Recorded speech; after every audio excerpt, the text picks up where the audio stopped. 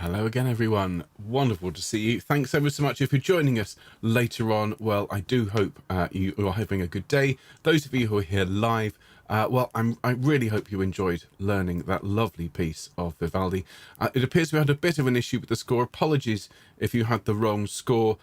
Did make sure before we came online that it had just been updated, but I think some people had perhaps come along earlier on. Many apologies for that, and do hope it didn't spoil your enjoyment of the piece in the end. And of course, we will sing it on Sunday. It's a fantastic little piece and well worth doing when you get back to your face-to-face choirs.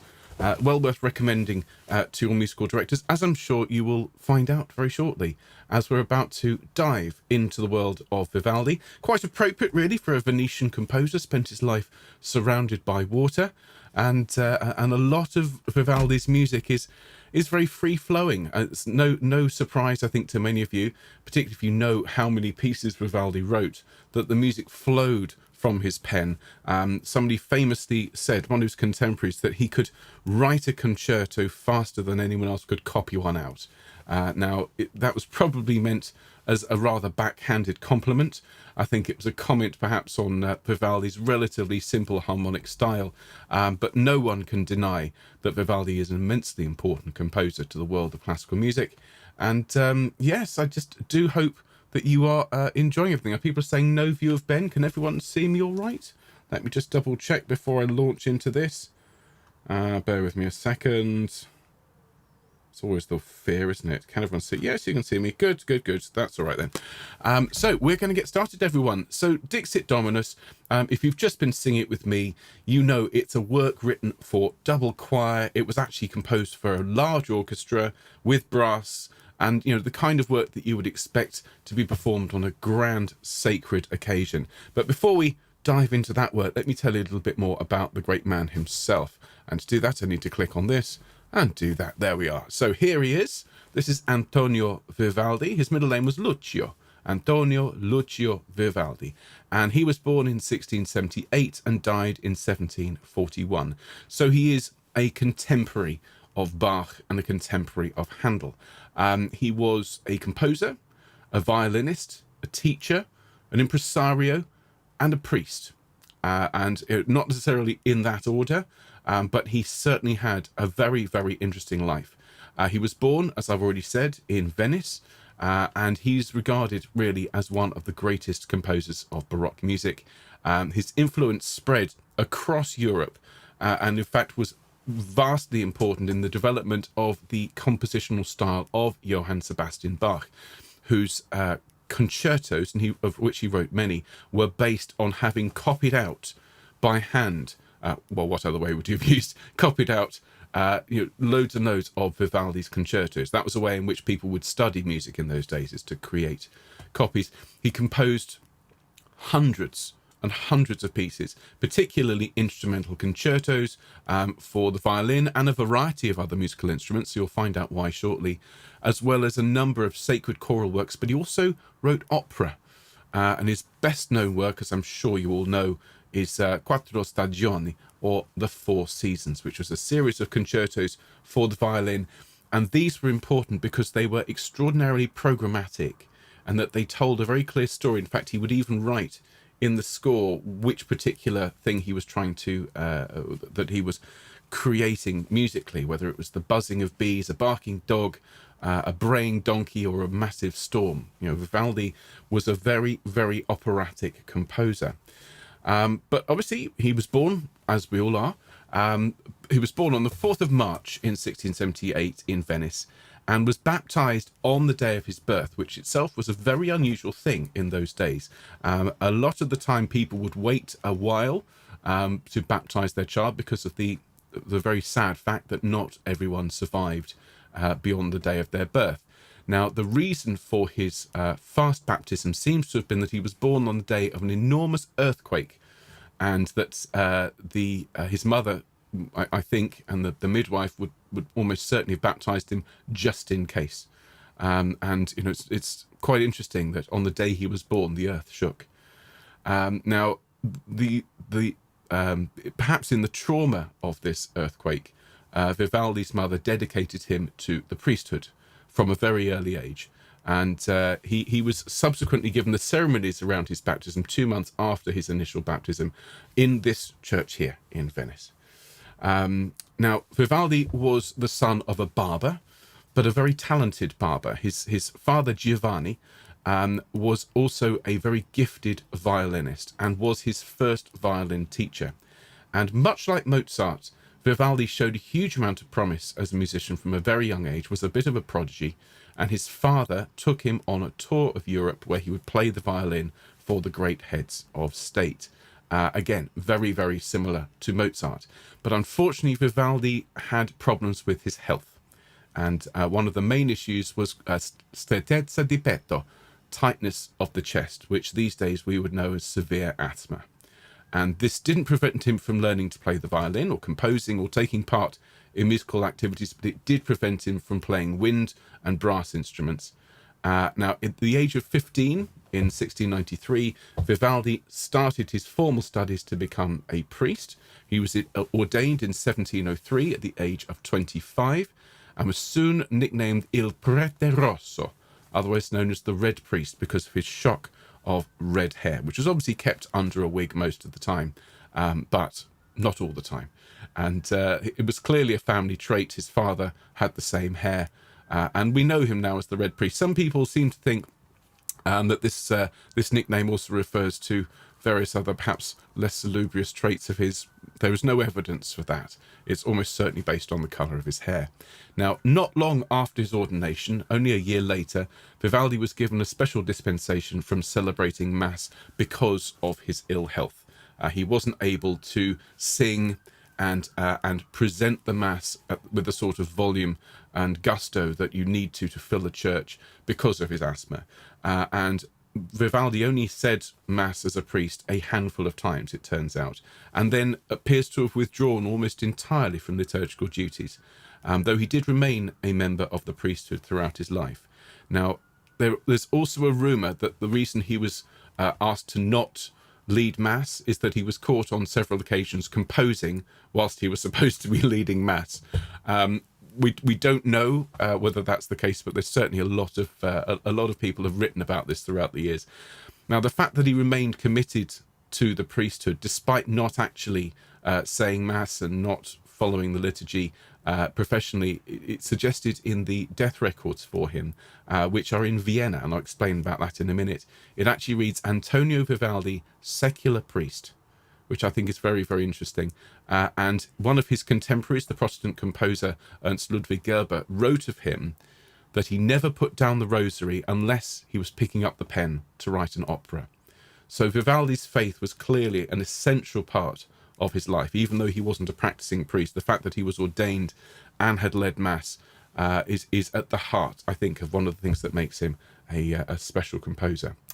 Now, everyone, let's have a look now. Now, one of the most important aspects of Vivaldi's life was the fact that he worked at a special place called this Ospedale here in Venice, Ospedale de Pieta, which is one of 4 very important Venetian orphanages in the city, which placed a special emphasis on teaching music, particularly to girls.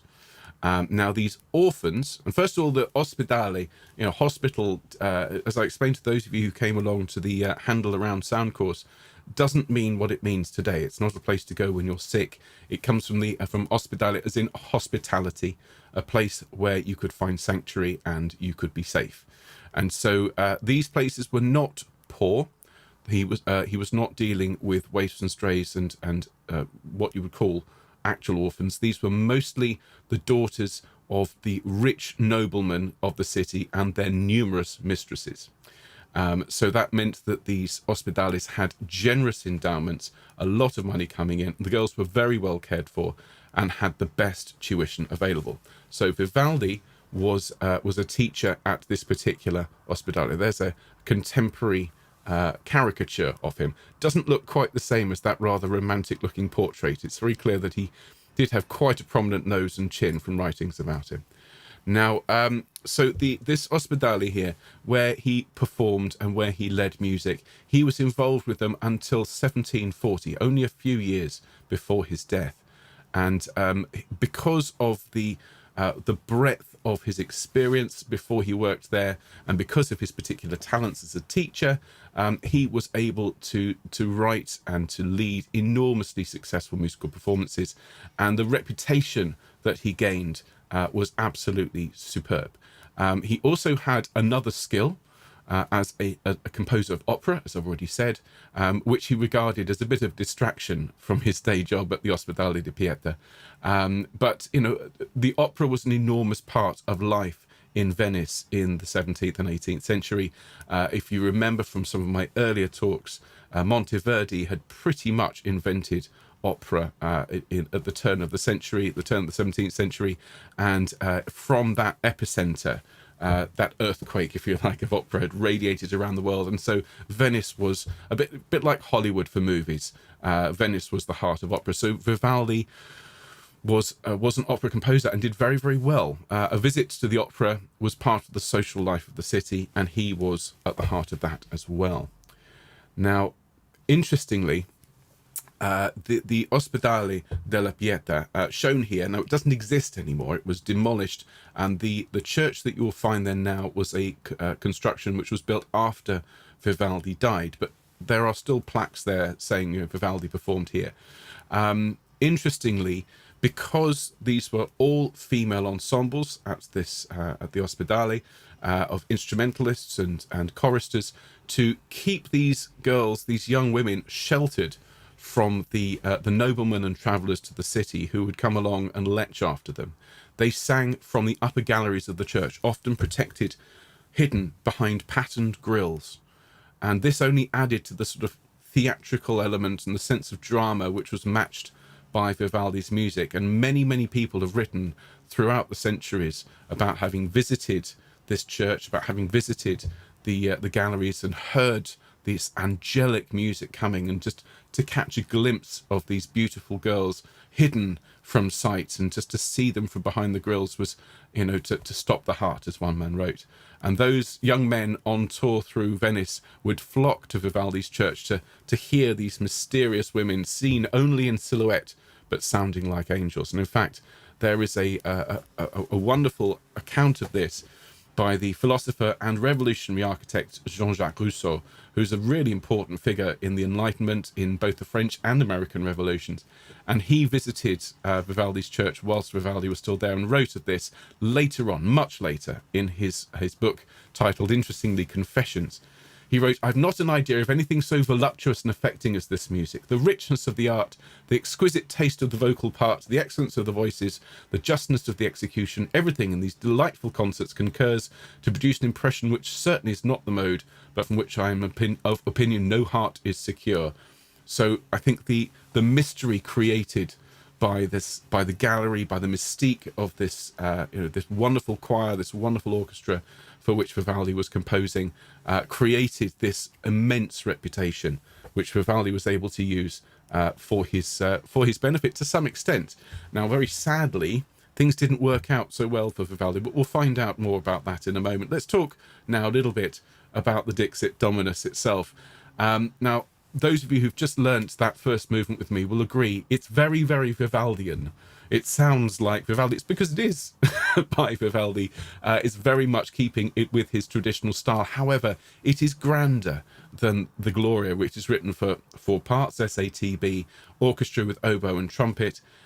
Dixit Dominus is written for double choir. It's written for large orchestra, and in fact, it's in what we call the Venetian polychoral style. Poly meaning more than one, many. Choral is in choir. And if you go back to the music of Gabrielli, for example, Monteverdi, these musicians of the Renaissance, they wrote for multiple choirs to be stationed around these magnificent buildings to sing at each other from various galleries. And that created a very particular Venetian effect. If you go, in fact, to St. Mark's in Venice today, you can hear performances of it. And in the years before you could experience Dolby surround sound, this was the only place really that you could hear that effect. So Vivaldi was calling back to all of his experience as a composer of opera for the drama, for his work as a concerto writer for the music in the orchestra, and of course his work as a composer of cantatas and church music for the choir. So interestingly, the choir is probably the most sedate element in the entire work. As we discovered then, singing the Dixit Dominus, the lines, for the most part, at least to the very end, the lines are quite simple. The grandeur and the spectacle comes from the orchestral writing that accompanies it. Now, it's a very festive piece. It's very, very beautiful. What I'm going to do is I'm going to play you a little bit of that opening movement. Now, we heard it performed on the magnificent organ here of Patrae Cathedral, but this is another wonderful performance here, which was recorded live in 2015. The details of this performance are in the description. I would urge you to go and listen to it. It's absolutely marvellous. It's a Dutch ensemble. Let's have a little bit of the opening here. Remember, the choir is used to deliver the liturgical text in a very, very pure and relatively simple way, at least till the end. But the orchestra is where the fireworks and the earthquakes happen. So here we go. Here's a little bit of the Dixit Dominus for two choirs. Here we go.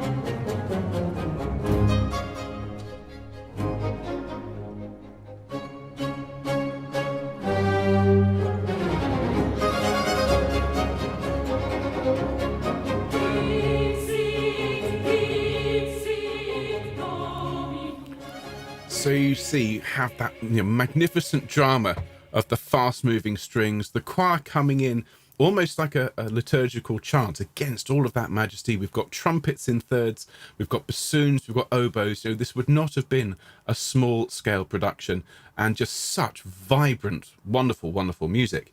And of course, a simple organ reduction doesn't capture the majesty of that.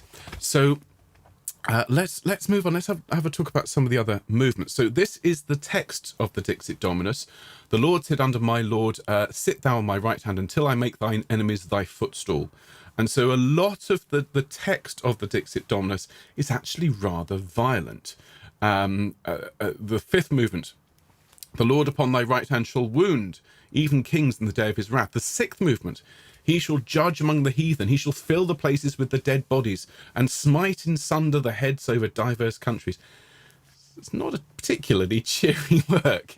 And Vivaldi really did rise to the occasion. Now, what I've got for you, everyone, is if we listen to a little bit of the second movement, which is again, is very dramatic. The Lord shall send the rod of thy power out of Zion, be thou ruler even the midst among thine enemies. The idea of the enemies being dismissed, being sent away, lots of descending lines here. Let's have a little bit of this. Here we go, bear with me a moment. So that's the end of the first minute. Let's listen to the second movement here. A bit of a change, but very Handelian actually in terms of the dotted rhythms. Here we go.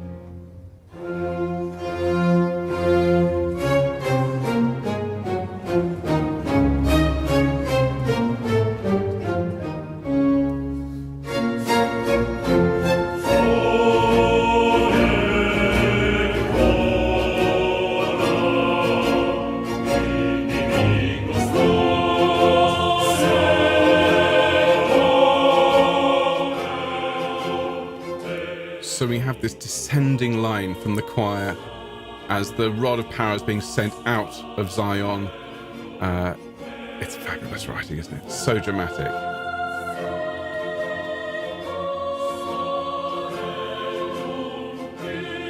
Now, thank you, Mr. Vivaldi. Marvellous. Now, the entire work is well worth spending half an hour listening to, and there are some stunning performances. The sixth movement, though, I want us to jump ahead and talk about that. There's some beautiful, beautiful solos in between, which, if you know Vivaldi's Gloria, are very gentle and very lovely, very soothing. But the sixth movement is where things get truly operatic. He shall judge among the heathen, he shall fill the place of the dead bodies, and so on. It's almost apocalyptic, everyone. That's not the sixth movement, that's the first movement. But I'm going to play you this wonderful, wonderful movement here, all the way through. And so, as I say, it starts off with trumpets in antiphony with each other. And let's have a listen to this, because I didn't press stop. Bear with me a moment.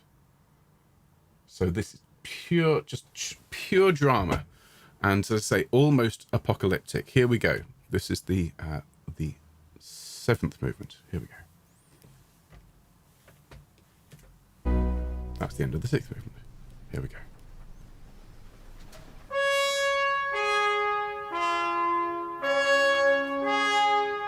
It's like the armies being marshalled.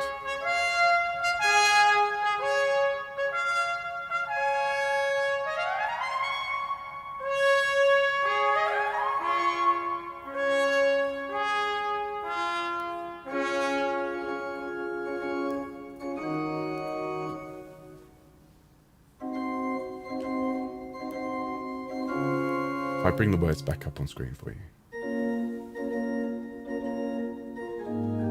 So this is the opening. So he shall judge among the heathen, effectively.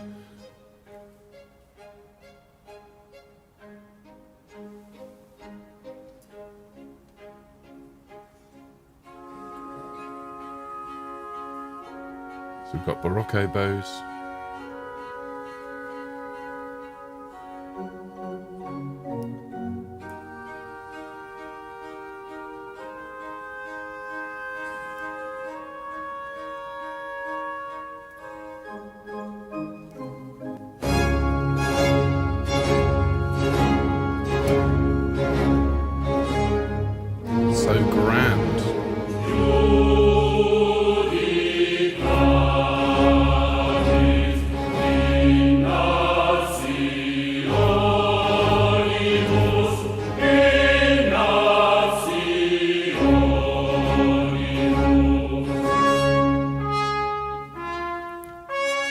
Imagine this holy court and God sitting in judgment.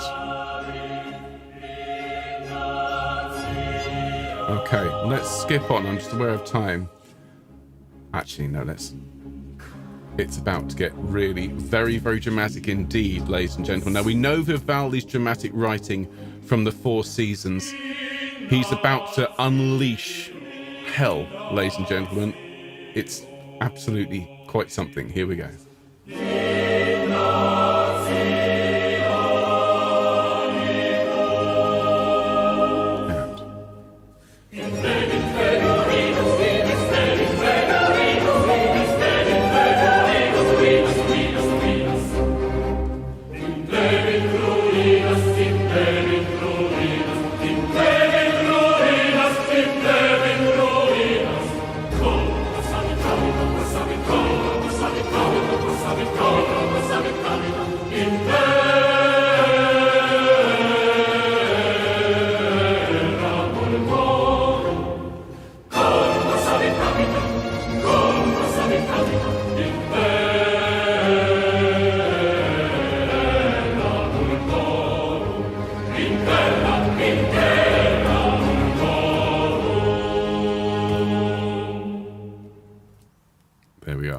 Gentlemen, I mean, that is, as Nikki's put fire and violin emojis. I mean, that really is, it's just so Vivaldian.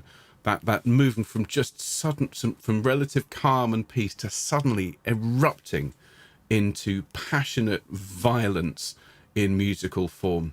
And nobody did it quite like Vivaldi. Now, the very end of this lovely, lovely work, which I really do commend to you all, well, if we just jump straight to the Gloria Patri, if you are familiar with the way that liturgical works of the Baroque and Classical era were written, well, this won't come as any surprise to you. There's a truncated version of the first movement, which we sang ourselves about half an hour ago. And you'll notice, obviously, the words are different. The setting is slightly different. It's all just squashed together slightly, but it's all recognized to be the same, making the whole thing a cycle. Here we go.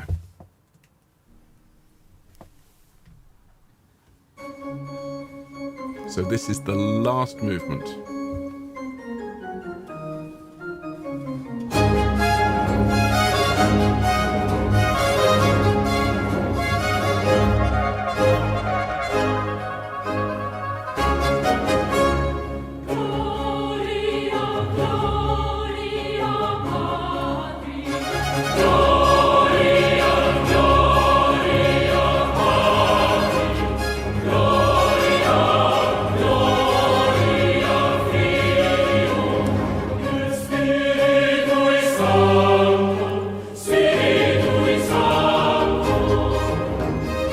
So lovely. Now, of course, continues in that vein, but because it's the last movement, there has to be a fugue to finish.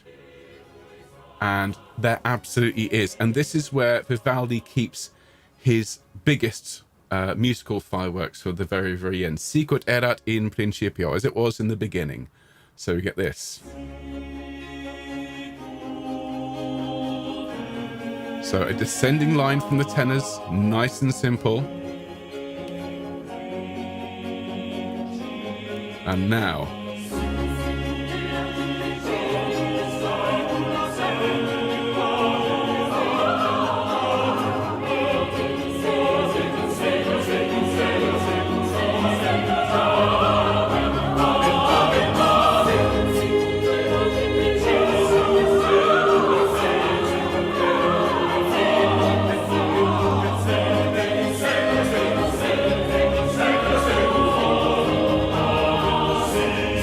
So you've got these incredibly fast semi-quaver patches, very hard to sing, but just building in intensity.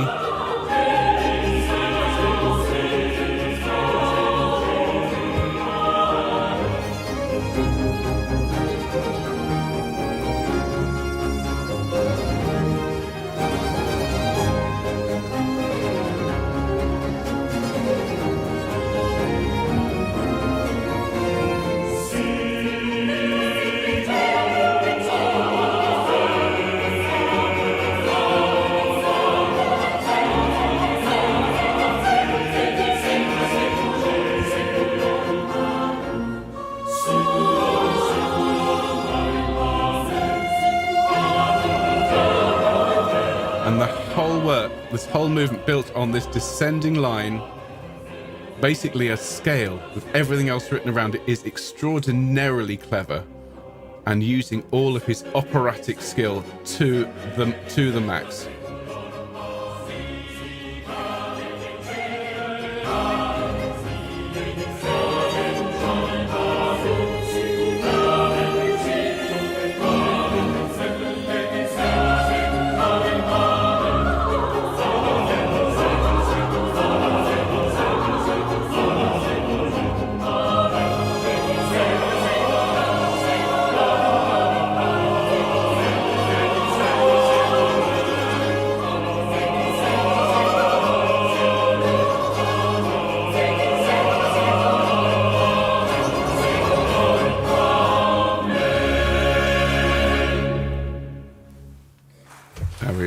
I think we should award the orchestra a well-deserved round of applause. Now, ladies and gentlemen, it is a stunning, stunning piece. It's one to listen to in your own time and really enjoy. I've seen people say, can we sing it? Well, You know, it's one for the list, I think, for SIC. I'll have to get Mark to play it 10 times, so I'm sure he'll fall in love with it. And just to say thank you ever so much for coming along today. I really hope you've enjoyed our afternoon with Vivaldi. Now, if you're going to be joining me later on for Around Sound, lots more to learn today. We're going to be looking at how to conduct in 3 and start to learn about rhythm and tempo, which in itself, it's going to tax our brains a little bit, everyone. So do take a bit of time, if you can, over the next hour and a half to just relax, maybe listen to a bit of Vivaldi, and I will see those of you who are coming along to that at 5 o'clock. The rest of you, enjoy the rest of your day. I will see you, of course, on Friday for Fun Friday. We will sing this lovely piece on Sunday, and then, of course, there'll be another pair of lovely things to look at next week. There'll be a classical piece on Wednesday and another deep dive. So well done, everyone. Hope you enjoyed it, and I look forward to seeing you soon. Take care, folks. Bye-bye.